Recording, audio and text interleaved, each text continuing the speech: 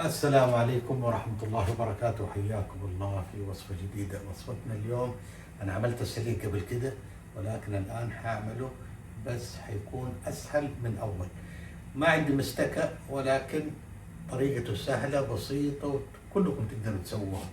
فهذا السليق اللي أهل بكة والمدينة وجدة، غير السليق الطائفي. السليق الطائفي يختلف، اللي هو ينسلق اللحم او الدجاج وبعدين نحط عليه الرز وخلاص وينطبخ. لكن احنا سليقنا في حليب، في مستكة، في قشطر.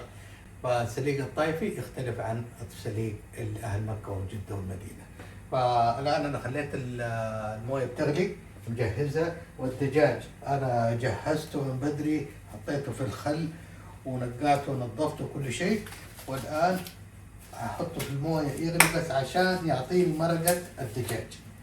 شايف احتاج الى المرقه او لحمه او حاجه زي كده، فهحط قطعه واحده بسم الله عشان اخذ منها المرقه. وبالنسبه للقطعتين هذه حبهرها وبعدين احطها في ورق الزبده وقصدير وادخلها الفرن. بس استني هذه تغلي وبعدين نكملهم مع بعض. طيب عبال ما الدجاج ينسلق يعطينا مرقه، فخلينا احط البهارات، أبهر الدجاجة وأخليها عليه ما يتغلب القطعة الثانية. أخليها ترتاح في البهارات وبعدين أضيفها على القطعة الثانية. خلاص حطيت الدجاج على ورق الزبدة والقصدير، بس ننتظر القطعة الثانية أحطها معها وأدخلها الفرن. بالنسبة للسلطة كلكم تعرفوها، هحط هذه عليها شوية خل أبيض، وهذه حتكون الدقوس. كلكم تعرفوا كيف يتعمل الدقوس، اللي هو فلفل وكزبرة أو بقدونس وطماطم وملح وشوية خل أو ليمون. خلاص أنا جهزت السلطات الخضراء والحارة. الآن أطلع الدجاجة وأحطها مع بقية الدجاج، وأطلع ورق الغار من المسلوقة، غسلته وصفيته وانزله دحين بسم الله. املحه شويه، ما حملحه كثير زي الرز العادي، لانه على السفره حلاوته نحط عليه ملح وفلفل اسود.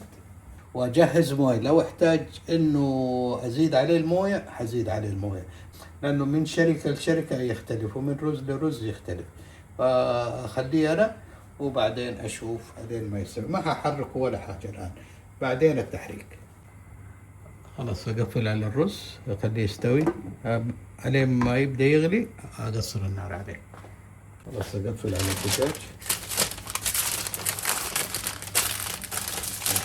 كذا.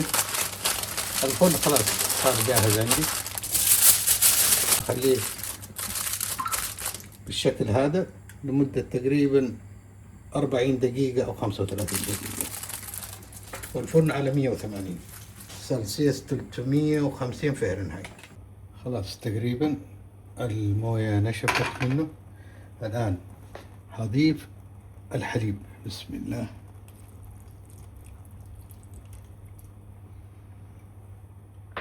وحرك.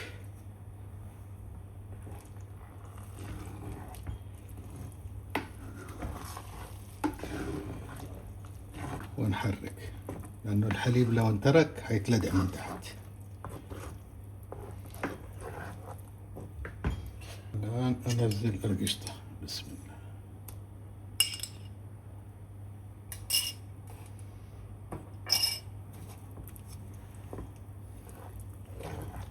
القشطة هذه مرة لذيذة ما شاء الله، شايفين ما في ولا لدعتها.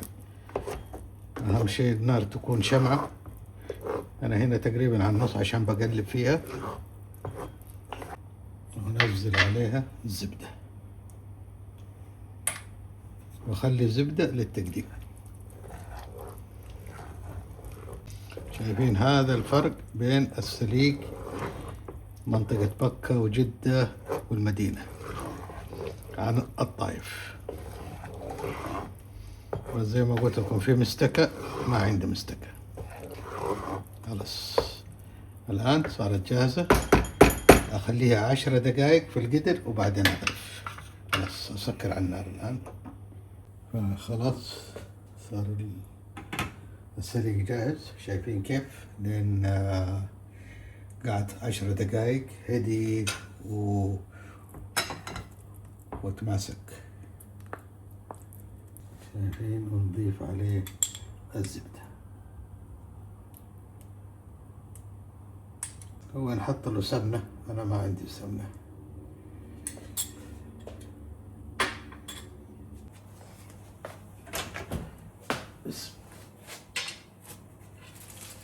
بسم الله.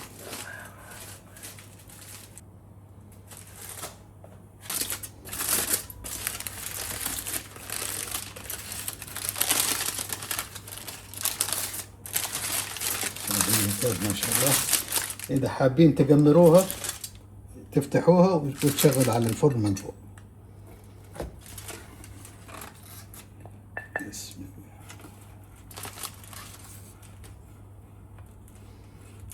الله. هذا عشانها كانت مسلوقة.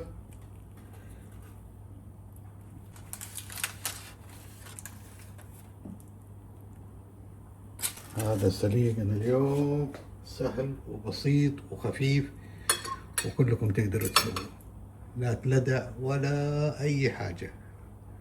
ما شاء الله بصراحة سهل، تقدروا تسووه. في الختام سبحانك اللهم وبحمدك أشهد أن لا إله إلا أنت أستغفرك وأتوب إليك. ولا تنسوني من خالص دعاكم الاشتراك بالقناة وتفعيل الجرس عشان يوصلكم كل جديد. شكرا لمتابعتكم، أراكم في وصفات قادمة. مع السلامة.